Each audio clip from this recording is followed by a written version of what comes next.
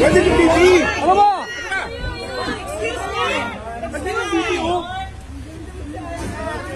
Hindi nyo ba nakita yun? Hindi nyo nakita yun? Hindi ito suspect, hindi ito convict. Ma'am, dadalhin po namin yung St. Luke's. Hindi. Kanina, sinabihan kayo sa St. Luke's. Dinala nyo dito. Hindi ko po alam. Ibang driver po yun. Nako, sir. Ibang driver po yun. Hindi po namin alam yun. But you did what you did. We saw it. We saw it on video. Huwag, sir. Saan na yung abogado? Asan na yung abogado ni Laika?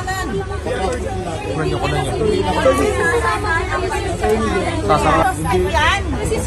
Ditingi lang yan ng contempt. Sir, nung nanggaling kami ng Batasan, sinabi ko St. Luke's kami pupunta. Dito niya kami sa Veterans Day. Oo. So what is the issue that you will bring her to St. Luke's? Saan yan pupunta, sir? Nakita mo yung kondisyon niya? Paano tatakbo yan? So sir, sumunod kayo, sir. Sir, sumunod kayo ng lawful orders. Huwag yung alam nyo na injustice na siya sa mga tao. Huwag kayong bakla. Tama! Gusto niyo po? Tama yan. Taas ninyo sa kilid nyo, mga pulis. Po, Yaya. So, hindi ko alam kung ano yung mga ginagawa ng mga doctors, pero sinabi ko lang sa kanya na gusto ng nanay na tingnan siya ng mga doctors at yun, sinabihan ko yung mga doctors na gawin nila lahat kung ano yung kailangan nila gawin. So, hindi ko naiintindihan ba, kanina ko lang naisip nung nagkakagulo na sa ambulance na paulit-ulit kami humihingi ng tulong doon sa loob ng detention center. Tapos, walang tumutulong sa amin. Nung tinanong ko yung doktor, pwede bang private vehicle na lang ang pagkargahan? Sabi niya, kung wala naman talagang ambulance, sabi niya, okay na yan. Ako na ang mag-assist sa patient. Tapos, nung nandiyan na yung private vehicle, biglang may dumating na ambulance ng police. So, ibig sabihin, nandun lang sila sa vicinity, sa loob ng HOR. Wala silang ginawa. Sinabi na namin, doktor ninyo, doktor namin, kahit sinong doktor. Ambulance ninyo, ambulance namin, kahit anong ambulance yan. Tapos bigla, nung ilalagay na sa private vehicle, biglang may aparisyon, darating na ambulance ng police. Sinabi nung next of kin, sinabi ng doktor, dalhin nyo sa St. Luke's QC, kasi dito siya lagi na-admit sa lahat ng kanyang problema. Dito lagi siya na-admit. So, nandito yung medical records. Bigla na lang, nagulat kami lahat, nandun na kami sa veterans. Bakit? Di ba parehong hospital lang naman yun? Veterans or St. Luke's? Hospital.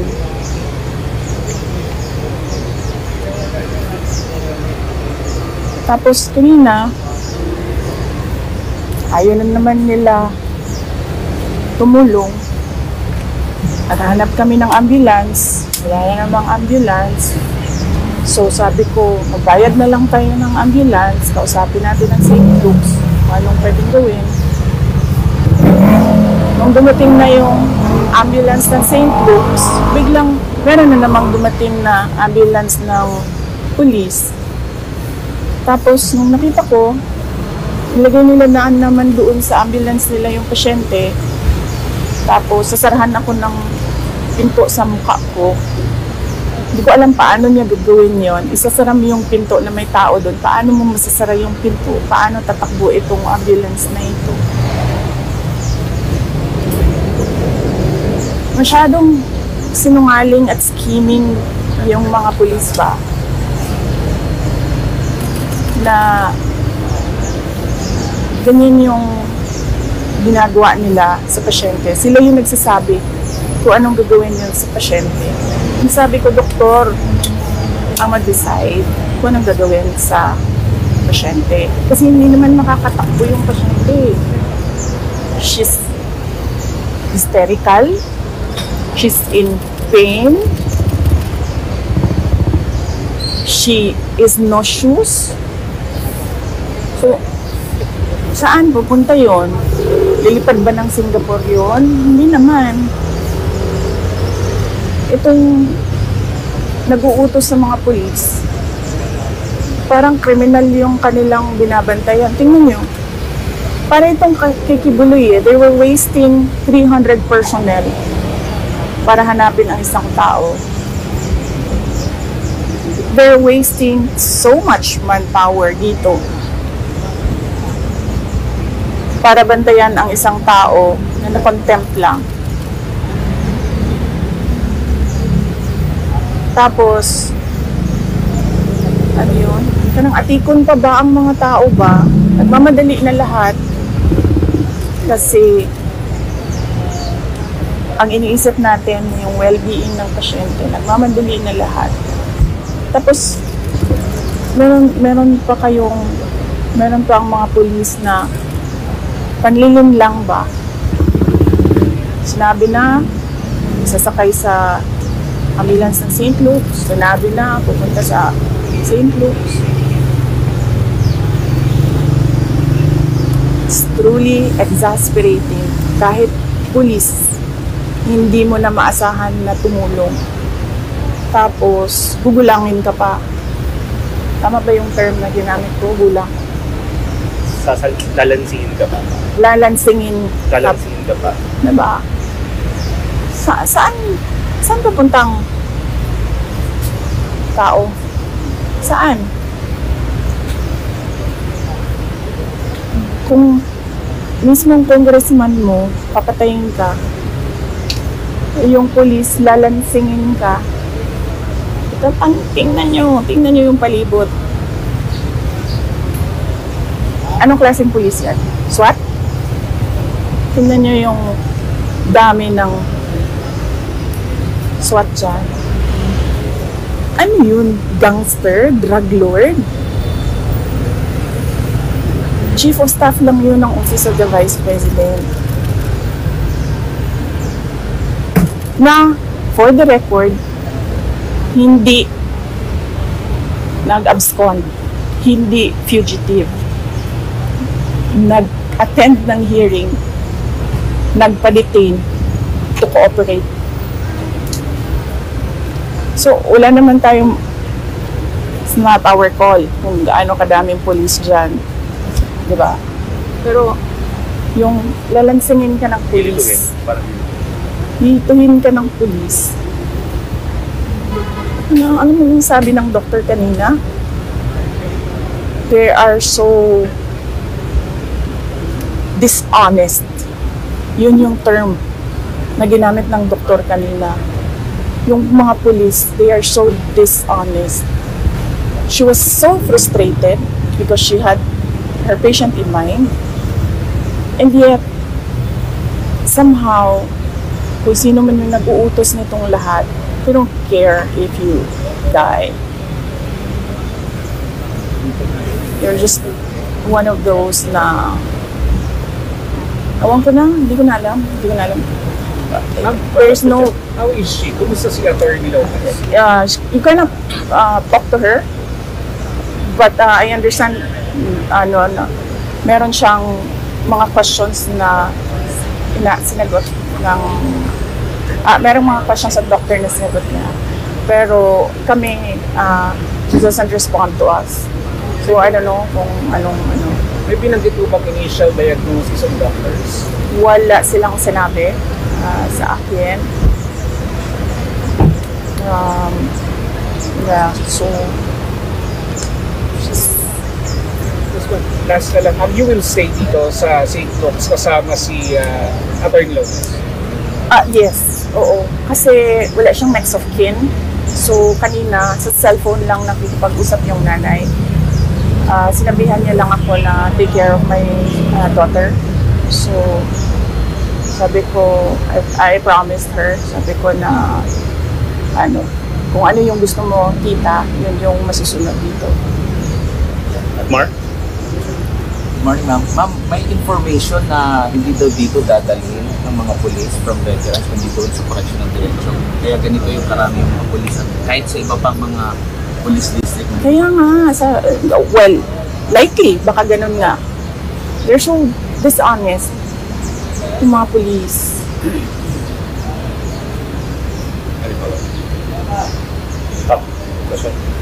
So if ever, ma'am, Alam mo yun, ngayon ko lang narinig yan, na kaya pala sinasakay nila doon sa ambulance. Kasi ilalagay nila doon sa correctional facility. It's doubly dishonest. Kasi hindi naman ang pulis ang masusunod sa isang pasyente, ang doktor tsaka ang next of kin. Ihihirapan nga kami doon sa loob kasi wala sa amin next of kin. guys, if ever naglilipat pa rin si Attorney Lopez, pipigilan ba natin? Hindi ba tayo papayag pa? No, I do not know. Sabi ko nga kanina, nung dumating na yung mga lawyers, sabi ko, I don't wanna think as a lawyer anymore. I just wanna think as a friend. So, I do not know what the lawyers will decide to do. But right now, it must be the mother of the patient who will be followed. This patient is just a detainee for contempt. This patient is not a drug lord, a suspect, a criminal. Diba? Sorry, although nasabi niyo, VP, na you didn't want to act as a lawyer right now, pero ano ho ang masasabi niyo sa katahimikan ng IBP or Integrated Bar of the Philippines sa mga injustices na nangyayari ngayon? Well, I suppose they like what is happening right now. So, no, hindi natin alam kung anong iniisip ng IBP ngayon. But yes, sinabihan na rin kami, ma'am. Sinabihan na rin kami na you will not get relief from the courts. Ano po ang magiging implication ng nangyari ngayon sa magiging hearing supposedly by Monday po? Naku, hindi ko alam. I'm sure itutuloy nila yung hearing na yan. And I'm sure nakaswero yan na iaano nila doon. Papatestify nila doon. Ganun mo sila kawalang puso. Nasa likod niyo po kami, VP Sara. What are you going to attend the hearing? That is something na sinuggest na ng lawyer ko sa akin. Sabi niya, sagutin mo na lahat. Kasi may sagot naman lahat. But then, sabi ko sa kanya, I already gave my reasons by prinsipyo. Bakit ako sasagot sa mga taong hindi naman, inisente. Mga sinungaling. Mga kurap. Ulitin ko yung utang bayaran niya utang niya siya mag-inarating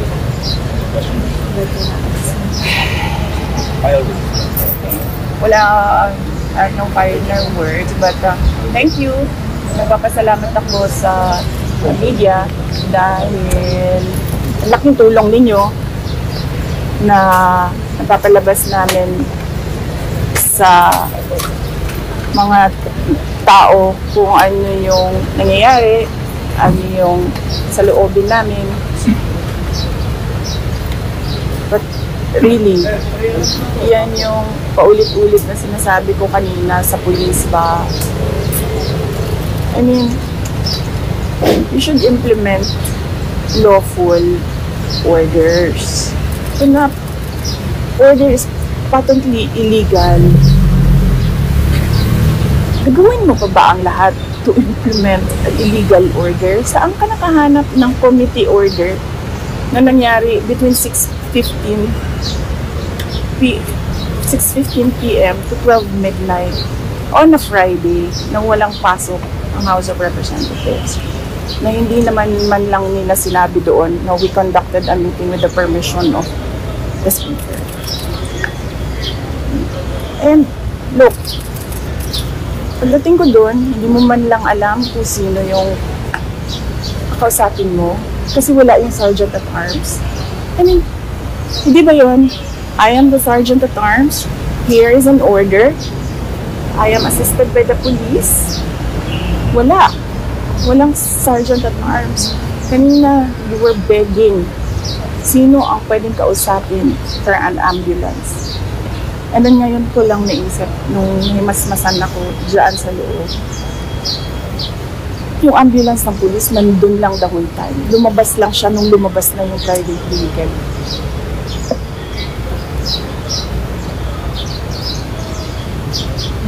Anong klaseng health care protocol yan? There wasn't even an emergency protocol. Wala kaming makausap. Ang lahat ng tao umaakyat sa 3rd floor and hindi na sila bumabalik sa baba.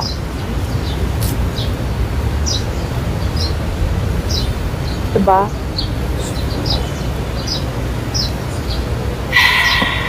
Di ho ba kayo natatakot para sa sarili ninyo bilang nandun po kayo nag-hold ng office ngayon at nakaya nilang gawin kay Yusek Zulaika at maaaring gusto nilang gawin din sa inyo?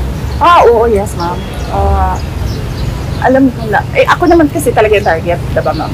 Ako talaga yung target. Except that, dahil nga wala silang ebidensya, ang ginagawa nila, iniipit yung mga tao, thinking na meron dyan isa magsasalita. Ang problema, kasi wala talaga silang ginawa. Bakit nila pina-question yung management style ko na on a need-to-know basis yung mga tao? Kung ang Chief of Staff, pakiramdam ko, hindi niya kailangan malaman ang isang bagay, bakit ko isasabihin sa Chief of Staff? Kung ang ASEC, hindi niya kailangan malaman ang isang bagay, bakit ko naman sasabihin doon? Bakit nila kina-question yung management style ko? Ang sasabihin nila, nagsisinungaling yung tao. Hindi naman nila ako kalala. Hindi nga nila alam, hindi ako nag-i-aircon eh. Kaya, walang problema. May aircon man o wala. Naniniwala po ba kayong hostage taking ang ginawa nila kay Yusek Lopez? Ma'am, naniniwala ako na it was attempted homicide because she feared for her life. Pag nakakita siya ng uniform ng police, ma'am, natataranta siya. Kasi imagine mo ba naman, 9 biglang papasok sa kwarto mo. Wala naman tayong problema eh. Ano bang problema natin? Nandoon nakadetain yung tao. Mag-a-attend ng hearing. Nagbibisita kami. Sinusunod namin yung oras ng pagbisita. I don't understand. Why do you have to antagonize a detainee who is fully cooperating sa lahat ng kailangan niyang gawin para matapos lang ang kin-inang hearing na yan na money-making scheme ng mga congressman? Yes, ma'am. But there are 4 other ABP personnel that are being such as summoned by the Committee on Video How are they voting now? Ngayon pa nga nakikita nila si Atty. Zulaika na pinatrato ng ganito. Hindi malayo na maging dumating ang trato sa kapatid. Oo, ma'am. Sigurado na tayo. Ganyan talaga ang trato. Kasi, naghahanap sila ng ebidensya. And the only way, plano nila, iipitin namin ng iipitin to hanggang sa muntik na ito mamatay para makuha namin ang ebidensya. Anong kapangahan yan? Kung may ebidensya ka sa simula pa lang, diba? Last year pa kayo nag-a-announce, Franz Castro, paulit-ulit, impeachment. Tapos ngayon, Joel Chua magsasabi, there's probable cause, but we're short of time because it's already the election. So, ibig sabihin, accountability of public funds is less important kasi uunahin natin ang election ninyo. Oh, so ibig sabihin, ano, wala. Wala ebidensya. Eh, last year pa yan eh. Di ba, pag final nila last year, wala eh. Yung ginagamit nila yung COA, humingi ng humingi ng humingi ng humingi hanggang makahanap kayo ng anong pwede namin gamitin. And all because we are in this, all because gusto ni Martin Romualdez mag-president, hindi siya makontrol ng presidente natin, na hindi marunong mag-desisyon, walang decision-making skills at all. Zero. We are wasting time as a country on what we need to do. Kawawa na tayo.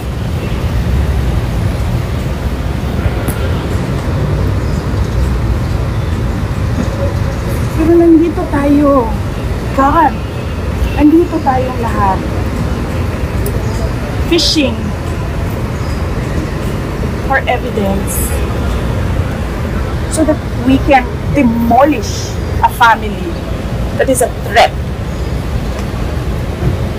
to our personal gain.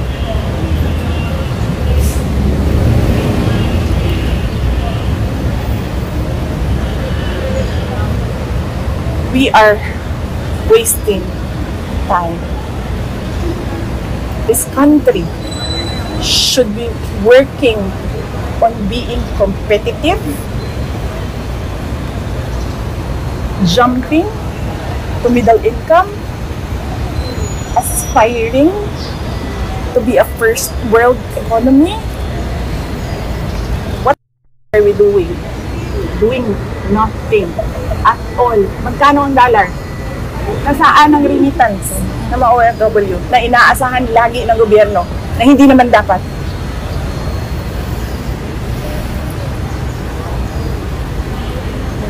Wasting time as a nation, as a people. We made a mistake with that Marcos, and we are wasting time. Yes, ano tanong mo? Naniniwala po ba kayong tatayuan ng COA ang kanilang mandato or eventually, sorry for the term, ilalaglag din nila kayo eventually? I don't know. Diba? Ay, review nyo yung, review nyo yung hearing. Yung hearing, kanina. Ay, nung last hearing. Na tinanong si COA. Oh, COA! Ay, ano pa, apelido nun? I don't remember. Diba? Gusto mo rin magtrabaho? Diba? Gusto mo rin magtrabaho? Yes! I need to work on the notice of suspension. I have a video of Cordova talking shit about me and Yusek Lopez. So COA and House of Representatives are working together? Yes.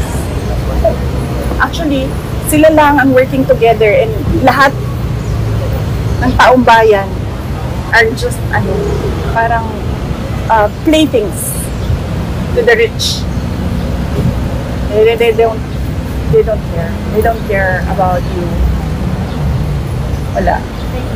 Ma'am, last na lang, what will happen to Atty. Lopez po? Ano mangyari? Mabalik po siya sa HOR or sinagabi yung paano yung detention? Well, I really do not know right now what will happen to her. We just trust that the doctors know what they are doing, and then we entrust to them her healthcare plan. So, kung ano yung gusto ng doctor, kung ano yung gusto ng nanay, yun yung susundin namin. How's her health status? As I said kanina, hindi mo siya makausap eh. But she answered some questions of the doctor. pero hindi lahat din. And then, pag kami yung kumakausap sa kanya, hindi siya nagsasalita and really, I'm worried kasi kanina din, inano niya yung ballpen pa. Ginaganyan niya yung ballpen na sinabihan namin siya. Sinabi niya sa amin na ayoko na ito, make this stop. I will stop this. Ganyan na mga ano. And she already said her piece kanina before she started vomiting. She said her piece. Parang she doesn't feel safe. And she is astounded by the lack of rules. She is astounded by the assault to democracy. Okay. Thank you. Thank you, Vivi.